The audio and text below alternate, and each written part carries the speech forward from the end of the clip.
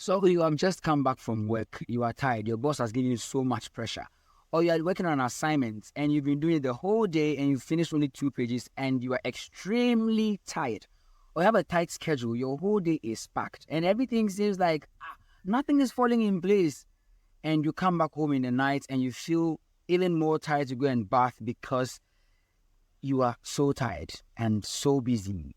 And one last thing, you get in your bed and just when you're about to sleep, your conscience is telling you, have you prayed?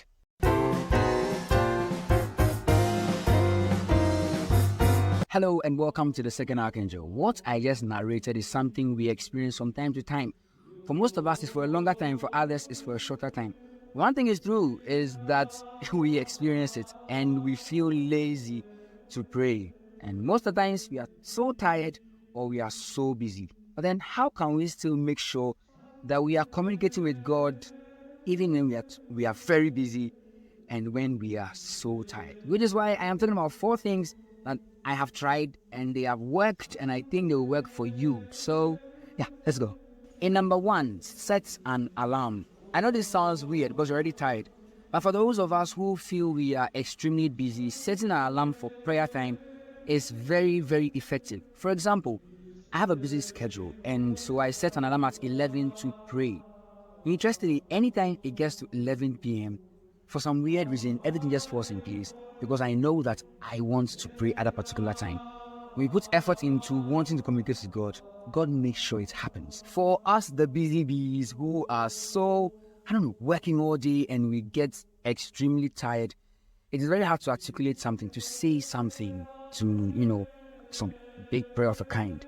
Why don't you just talk to God? Lie on your bed, do that pillow talk with God. Tell him something. Tell him, God, I'm tired. God, the day has been hard. God, everything is this and that. I thank you all the same. I'm so tired.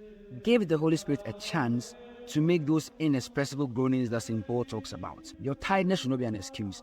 You can still speak to God. You don't necessarily need to run to the chapel at 12:30 a.m. No. Speak to God on your pillow. Give that pillow talk. Get it with God. And in number 3, use your phone. It's not just for the regular stuff. Use it to pray and communicate with God. And the reason is this: even when you are listening to gospel or homily or rosary or a prayer, you probably are not concentrating so much on it. But in your subconscious, you are talking to God. And once in a while, you find yourself also reciting the rosary with the audio you're listening to.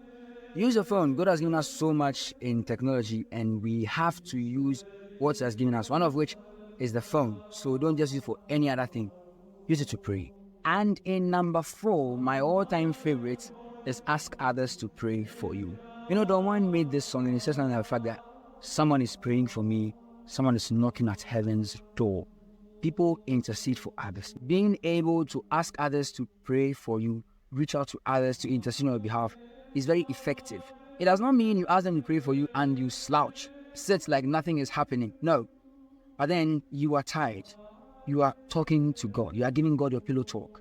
But ask someone to also pray for you, to add your intention to theirs, because at the moment, they can't have the capacity to pray extensively. Remember, in the end, it is your petition that is going before God. All these sound jolly and all that, like, oh, come on, then it should be easy. But note, if you find out that you being too tired to pray and being too busy to pray is a frequent thing, you are neither tired nor busy. You are being lazy. And yeah, you don't want to hear this, but it's the truth. I'm not saying it because it doesn't happen to me, because it happens to me so many times. But the truth is this: if it's happening to you too frequently, know that it is sloth. You are being slothful in your prayer and spiritual life. All I'll say is this: try to always keep in touch with God and in touch with this channel. And I'll see you in my next video. And thank you, Anthony, for being my cameraman for today. Peace.